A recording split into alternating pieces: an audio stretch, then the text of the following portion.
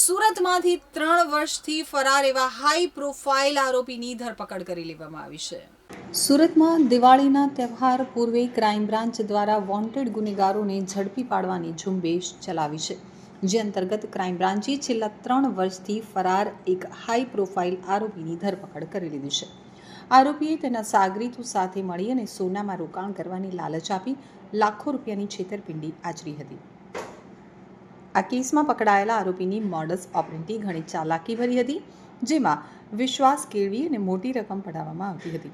તો Surat crime બ્રાન્ચે DCB police સ્ટેશનમાં નોંધાયેલા 99 લાખના છેતરપિંડી કેસમાં આરોપી વૃષિલ ચિન્નુભાઈ વોરાની ધરપકડ કરી છે.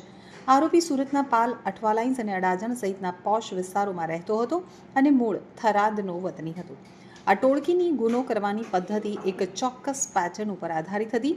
વૃષિલ વોરા અને તેના સાગરીતો, જેમાં તેની બહેન પરી ચિનુભાઈ વોરા અને બનેવી સંજય ભીમજીભાઈ સોની શામેલ હતા, પોતાને સોનાના મોટા વેપારી તરીકે રજૂ કરતા હતા. સૌથી પહેલા તેઓ ફરિયાદી સાથે મિત્રતા કેળવતા અને ધંધાકીય સંબંધો બનાવતા, જેથી તેમનો વિશ્વાસ જીતી શકાય. તેઓ ફરિયાદીને માર્કેટ ભાવ કરતાં 30% ઓછા ભાવે સોનું મળતું હોવાની સ્કીમ આપતા હતા. શરૂઆતમાં તેઓ ફરિયાદીને ઓછી કિંમતે થોડું સોનું આપી અને વિશ્વાસ તેમજ ભરોસો કેળવતા પણ હતા. આ પહેલો નફો જોઈ અને ફરિયાદીને આ સ્કીમ સાચી લાગતી. જ્યારે વિશ્વાસ સંપૂર્ણ રીતે બંધાઈ જાય ત્યારે તેઓ ફરિયાદી પાસે એક સાથે મોટી રકમનું રોકાણ કરાવી લેતા હતા. તો એકવાર રકમ મળી ગયા પછી આરોપીઓ ફરિયાદીને નફો કે મુદ્દલ આપતા ન હતા.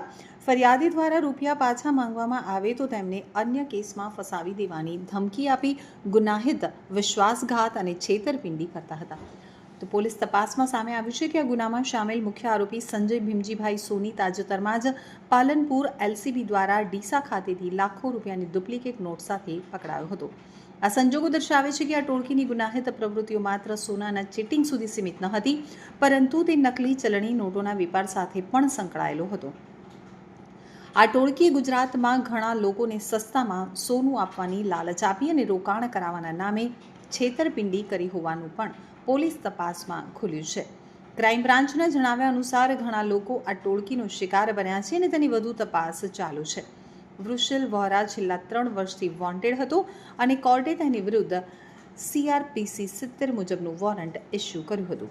ક્રાઇમ બ્રાન્ચે તેને ઝડપી પાડી અને કોર્ટમાં રજૂ કર્યો હતો અને 13 ઓક્ટોબર 2025 સુધીના પોલીસ કસ્ટડીના રિમાન્ડ મેળવ્યા છે.